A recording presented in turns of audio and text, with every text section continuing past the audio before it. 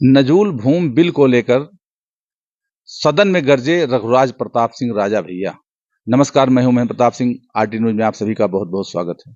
उत्तर प्रदेश के प्रतापगढ़ जनपद के कुंडा से जो विधायक हैं रघुराज प्रताप सिंह राजा भैया, वो किसान हित में, किसानों को, जो प्रदेश की जनता है, आम जनमानस है, उनके हित को ध्यान में रखते हुए एक ऐसा बिल आया है जिसका विरोध करते हुए सदन में गरजे हैं और सरकार को चेतावनी देते हुए कहा है कि यह बिल विकास नहीं, प्रदेश की जनता का विनाश करेगा और प्रदेश में एक दिन ऐसा आ जाएगा कि भूचाल मच जाएगा और पूरे प्रदेश में हाहाकार मच जाएगा, जिसको बोलते ही पूरा सदन में सन्नाटा छा जाता है।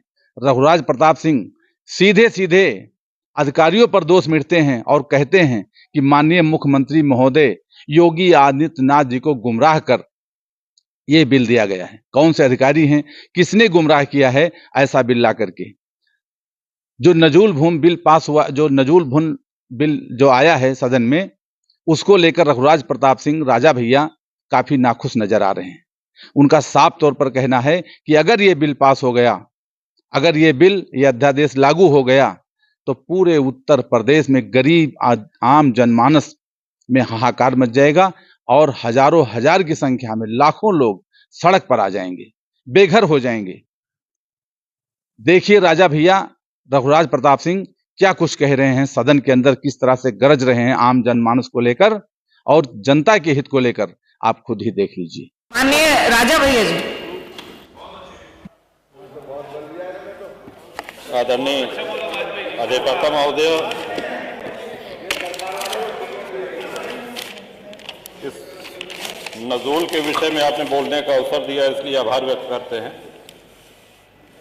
ये विषय इतना सरल भी नहीं है जैसे जितना माननीय संसदीय कार्य मंत्री जी ने कहा। ये विधेयक छोटा हो सकता है लेकिन इसके परिणाम, इसके दुष्परिणाम बहुत गंभीर होंगे और इतने दिनों के विधानसभा के कार्यकाल में जब भी विधेयक आते हैं तो सत्ता पक्ष एकमत होता है और विपक्ष उसके विरोध में होता है। मैं सिद्धार्थनाथ जी और हर्ष जी को भी आभार व्यक्त, इन्होंने सही तस्वीर रखी है। ये अपनी पार्टी के हित के विषय में सोच रहे हैं। पहली बात जो एक ये कहा गया कि साहब ये स्वतंत्रता सेनानियों की भूमि है, एकाध अपवाद हो सकता है। जो स्वतंत्रता सेनानी थे, जिन्होंने अपने प्राणों को आहूत किया, बलिदान दिया, वो इतने बड़े लैंडलॉर्ड, इतने बड़े पूंजीपति नहीं थे कि महानगरों में उनकी बड़ी बड़ी जमीनें हों। और ये प्रकरण सिर्फ प्रयाग अकेले तक ही सीमित नहीं है, इसमें काशी है, इसमें अयोध्या है, इसमें मेरठ है, इसमें गाजीपुर है, गोंडा है, कहाँ नहीं है, कानपुर है, सीतापुर है। अब देखिए, सभी माननीय सदस्य खुद कर रहे हैं। माननीय महोदय, पहले तो बोनाफाइड एक शब्द जो इसमें कहा गया कि जिसने लीज की किसी भी शर्त का उल्लंघन न किया हो, उनको छांट करके ये उनको चॉइस दी गई कि आप चाहें तो ये किस्त जमा करके और अपना फ्री होल्ड करा लीजिए। ये लगभग, अगर हमको स्मरण आ रहा है तो 2002-2003 से ये होना शुरू हुआ। लोगों ने अपनी किस्त जमा कर दी, एक किस्त दी, दो किस्त दी, तीन किस्त। अब उसके बाद सरकार ने कहा कि हम अब आपकी किस्त नहीं लेंगे।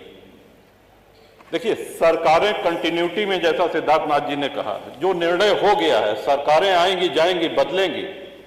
आप किसी से किस्त पे कोई सामान लेते हैं तो किस्त, वो सामान आपका हो गया, वो संपत्ति आपकी हो गई। अब आप ये नहीं कह सकते कि नहीं, वो जो 15 साल पहले या 20 साल पहले या 25 साल पहले जो तुमने किस्त दी थी, ये पकड़ो अपनी किस्त और भूल जाओ इसको।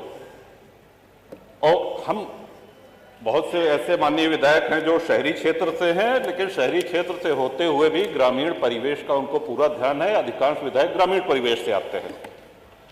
अब जो गांव बसे हुए हैं, माननीय अधिष्ठाता महोदय, हम भी ये जानकारी चाहते हैं कि गांव जो बसे हुए हैं, क्या वो लोग अपनी भूमिधरी में घर बनाए हैं? इस सिद्धांत के तहत तो उनको भी बेदखल कर देना चाहिए। फिर जो आबादी में है, जो ग्राम समाज में है। गांव के गांव बसे हैं, गांव में अपनी भूमिधरी में किसने घर बनाया है? सब कच्चे में तो कौन सा विकास कर रहे हैं? लोग सड़कों पे आ जाएंगे। और जब उस समय अंग्रेजों के बंगले, अगर प्रयाग की ही बात की जाए, तो सिविल लाइंस में भारतीयों को घर लेना निषिद्ध था, मना था। वहां सिर्फ अंग्रेज रह सकते थे। अपनी सेवा के लिए उन्होंने गाड़ीवान, कोचवान, बग्घी चलाने वाले, धोबी, माली, खानसामा, इन लोगों को वहां पे स्थापित किया, जो पुष्ट दर पुष्ट वहां पे चले आ रहे हैं। सागर पेशा एक बहुत बड़ा आंदोलन है प्रयागराज का।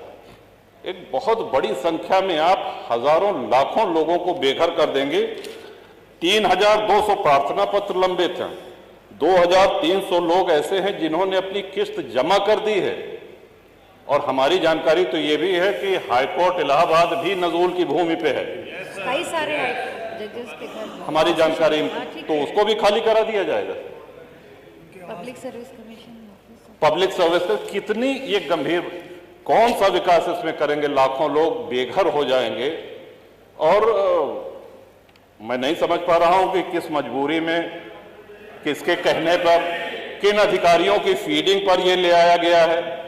ये कहीं से भी न जनहित में है, न विपक्ष के हित में है, न सत्ता पक्ष के हित में है। ये किसी के हित में नहीं है।